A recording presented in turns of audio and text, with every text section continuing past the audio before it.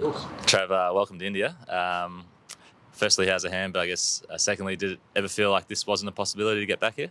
Yeah, it's feeling good. It's good to be back. No, I thought there was a chance. Obviously, mixed emotions at the time when you go through and day by day when it first happened, sort of thought my chances were sort of done. But as those 3 or 4 days played out and get back to Sydney and see the specialists and whatnot, there was definitely light at the end of the tunnel to potentially get back if all went well, and everything seems at the moment to be going nice.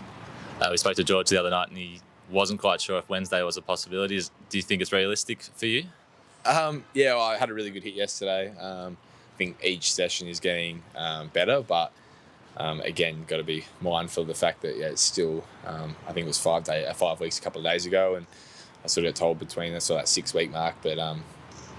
Everything seems to be going well, but again, it's how I wake up this morning, it's how I can potentially back up tomorrow and train, and still a few things I need to tick off, but I'm optimistic. We'll see what happens, so continues on this rate, who knows, and keep doing the things day by day to hopefully give myself the best chance. And can you talk us a little bit through the recovery? Has it literally been just 4 weeks sort of not doing much, and then the last week you've ramped it up significantly? Yeah, basically I had 4 weeks in a splint, so the major issues at the moment is having 4 weeks where they're doing nothing to mobilise it again. So I've had a bit of stiffness and whatnot, but just trying to work that out. And just started by hitting tennis balls into face full sidearm yesterday and whatnot. So and a little bit of bowling. Hopefully face bowlers tomorrow. So it seems to be going on track day by day, but you can have good days and bad days with it all. So again, just staying levelled with it all and taking each day as it comes at the minute. What are the biggest ones? How close do you think it feels to full strength and full control? Again, it's coming along each session by session. So I've come alive. I think I've had 4 hits, but each session I've been able to do more, been able to get more movement in it, more power in it. So it seems to be coming along for where I'm at. Nice. What are the biggest challenges in terms of getting right, I suppose, and are there psychological barriers as well at all?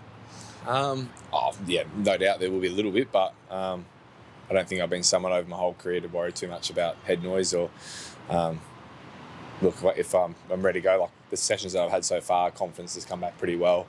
As long as I've got confidence in obviously the medical staff as well, and to be told that the bone's healing or healed, the stiffness and some of the pain you can deal with as long as I'm not doing any damage to it, and I've got the confidence to know that I'm not doing any damage to it. A little bit of pain's okay, so crack on where I can and try my best to get back, because first time in the rehab group, it's not very enjoyable, so the quicker I can get back the better. And have you done actually any fielding practice yet, and how it'll affect you in that respect? I've been doing some catching, but not full tilt yet, so that's another thing that we need to tick off over the next few days. So optimistic, obviously important to understand of the process and not trying to rush it too much, because that can set us back, but it feels good. So catching hasn't been an issue so far.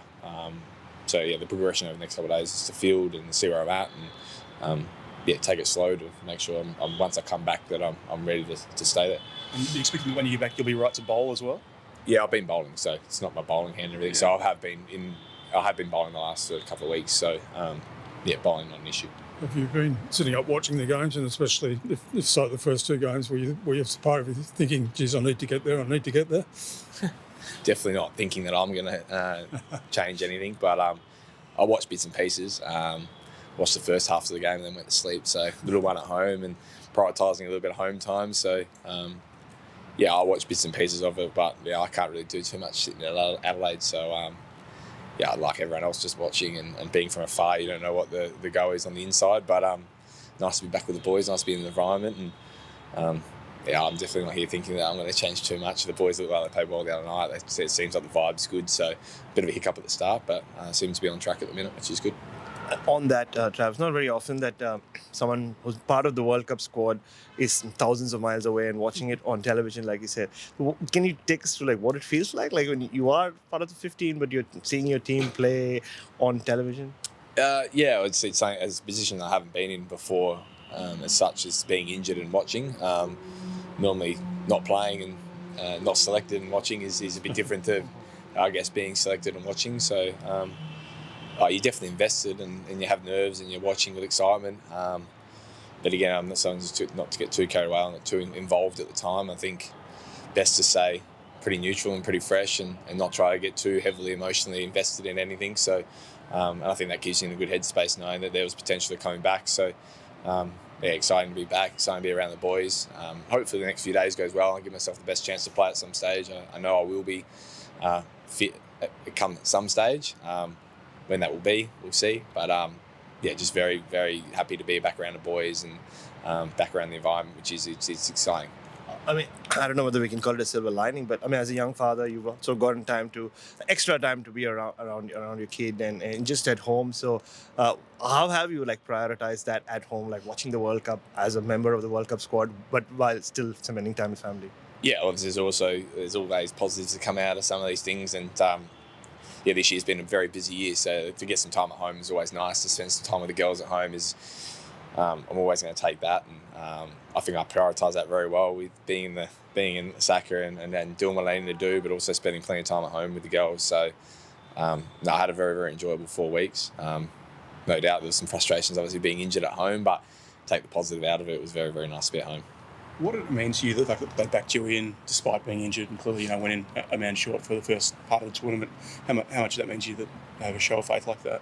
Yeah, plenty. It's not something that I expected at the time. Obviously, a range of emotions through those 3 or 4 days early on to think that I sort of missed a chance again to be involved. And I felt like I was contributing well and when I left and they put it on the table, there was a lot of things that needed to go really well. I'm very fortunate that the group stayed healthy as well, because that was another scenario that might not have happened. So very happy that the boys are all fit and going well, which is lent them to keeping me around, which is nice. But it's also nice to have the confidence to potentially do the right things, and then now it's the case of hopefully day by day it's getting better and I can contribute at the end and pay a bit of the faith back that they've kept me in, and hopefully I can contribute when I come back, and that's the aim. Was the sort of suggestion that if there had been another injury that they might have had to let you go? Is that what you're sort of suggesting?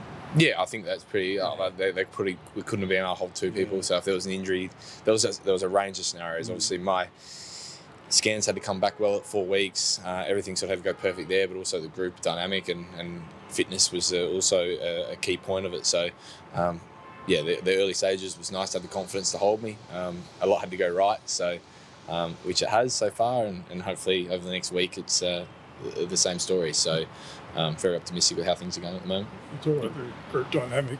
When you come back and someone's going to go out, I'm not going to ask you to speculate on who, but how do you handle that moment? It's that's a bit of an unusual time, isn't it?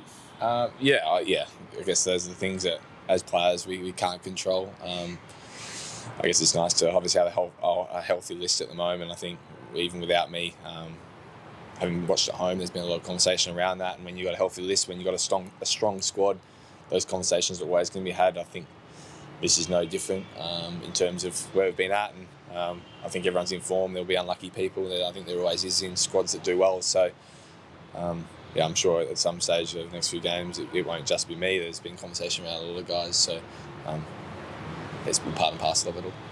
Speaking of players who've been left out, Trav, you know Alex as well as anyone, and there have been times in your career where he's spoken about you when you've been left out, about what he thinks, how you're dealing with it. Left out after the first game here. How do you have you met him, and what do you think is going through his head, and what kind of space is he in right now? Yeah, we just had a good coffee and catch up then. So it's hard from the other side, miles away, to really know how it's all tracking. Obviously, we kept in contact and whatnot. I try to leave him alone as much as I can, because I also know how many people do end up messaging you and do end up trying to get in contact with you. So I sort of left him alone a fair bit. Funnily enough, I messaged him the day that he found out he wasn't playing, so it wasn't great timing for me. But he seems like in a good space at the minute. Haven't been in a similar position where we've been left out. I don't think any player ever feel that they're not far from contributing. So there's obviously a bit of frustration for him to be missing in such a big tournament, because I know how keen he was for it. But there's still plenty to play for. There's still plenty to be involved for. I know, just talking to the boys, his vibe's been up and he's kept his energy around the group, which is always how Alex is. So nice to see him. Nice to hopefully take a bit of pressure off everything, get him back on track, and be back with him, which is nice. Just about your one-day batting itself. Like before the injury, obviously you were really disappointed to miss out on the 2019 World Cup. Have you done anything differently at all in the last 3-4 years? And ever since you broke into the side last year in Pakistan, have you felt that you've got one-day cricket in that sense at international level? No, I wouldn't have said I've got it. I've been contributing, which has been nice, and I feel like I found a consistent position. So nice to do a job at the top and play a slightly different role than I probably did in my start of my ODI career. So and I sort of knew that for a period of time that was going to be the position that I was going to potentially play when the opportunity arose. So I had I probably had 12 to 18 months where I sort of waited for that position, and not that I was gunning for it or changed anything. It was just like, no worries, I'll just wait. And then once it did come around about taking opportunity, and I was playing well at the time, and it helped. And perfect world is that, I was able to take that chance. It was never ever guaranteed or to have performance. It was just nice to be in form when that chance finally comes to actually bed down a spot. So now it's about continuing to hopefully do the best job I possibly can at that and try and stay there. You had a hit last night. What do the next few days look like for you? Yeah, so try not to back it up too much, and just obviously with one-day cricket, we get a chance to play and rest. So day off today. I'll see the physios later today and sort of see where we're at. It feels a lot better than it did last week after a hit. I backed up the other day and batted Tuesday, Wednesday with a bit of tightness and stiffness, but today it feels pretty good. So again, in the progression of things, off the back of a pretty decent hit yesterday, there's obviously some stiffness there, but it feels pretty good. So I think the aim will be chatting to the guys, try to be in the nets in the training session tomorrow, try to enter that full session and see where we get to. Could bat for a whole session against quicks and spin and feel $1 million. So I could hit the first ball and not feel great. So let's see where we get to. Have you been able to get a sense whether it's affected your power yet at all? 4 weeks in a splint, it's a little bit skinny. I've never been a big boy, so but it's definitely a little bit skinny. Obviously, 4 weeks in a splint, I probably lost a little bit, and I think that just comes back with confidence and hitting, and that should come back pretty quickly. I don't hit massive sixes anyway, so maybe it's going to keep on the carpet a little bit more. But I'm not too phased by it. Have a few good hits. Like I said before, I don't worry too much about that sort of stuff once I get in the game, and as long as I'm competing and not switched on and the mind space is in the right space, that stuff will take care of itself. It's never been too worried about how much power I've needed. I try and do the basics really well, try and do the technique stuff really well, and slogging will take care of itself. So see where we get to. And you mentioned the conversation, I think, South Africa after the injury. Can you take us inside that a little bit, and who it was with, and what the message you took away from it, sort of looking towards the World Cup? In terms of? With the selectors that sort of keep you around in the squad. Yeah, I just said, look, it was just more so, look, here's the options. Get home, see the specialist, dodge surgery, which was the first goal, and see where we get to. And optimistic that, we might. So after the initial sort of week or two, they come to that decision. Obviously, there was a few different scenarios. So, and then just try and do the best. I really couldn't do much. I sat in a splint, to be honest, and hoped for the best. So once I got out of it 4 weeks, it sort of become more real. So the last week and a half's been more positive. So it's been nice to get back in and start training. Speaking of important conversations, Trav, how long did it take for you to convince Jess that you can have the moustache back, considering your wonderful record with that? Well, now I've got to trim it. So I know I had a bit of a yip in the Ashes where I've had to shave the whole thing off. So got some different lengths, working on it. I think it will stay around for a bit. And she's not overly pleased by it, but it works when we're on tour and away from each other. She wasn't over the moon about it, but we'll keep working on it. Do it for Australia. Yeah, exactly. It won't get as long as it was once possible, but